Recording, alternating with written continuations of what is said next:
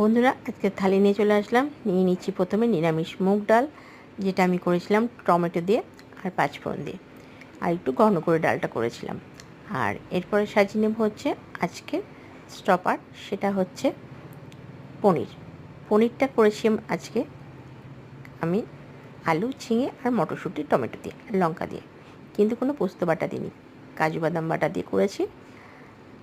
আর এইখানে ছোট্ট একটা প্লেটে নিয়ে নিচ্ছি আমের আচার। এটা কিন্তু আমশি আচার, নিরামিষ দিনে একটু আচার খেতে বেশ ভালোই লাগে। এরপর আমি সাজিয়ে নিচ্ছি আমার থালাটা। এবার নিয়ে নিচ্ছি সাদা ভাত। সাদা ভাতটা গুছিয়ে নেব। সাদা ভাতটা নেওয়া হয়ে গেলে এবার আস্তে আস্তে আমি পুরো থালাটা গুছিয়ে নেব। তোমাদের সামনে থালি নিয়ে আসা হয়, কিন্তু কথা বলা হয় না, তাই ভাবলাম আজকে থালির সাথে কথাটাও বলি। থালিটা সাজানো হয়ে গেছে ভাত দিয়ে। এবার নিয়ে নিলাম আলু ভাজা। আলুটা একটু মোটা মোটা করে কাটলো, আলুটা কিন্তু বেশ কুরকুরে হয়েছিল।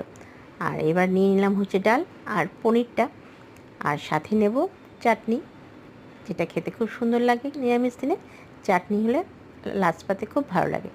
বন্ধুরা, থালিটা ভালো লাগলে অবশ্যই পাশে থেকো আর ভালোবেসো দিও। আর তোমরা ভালোবাসো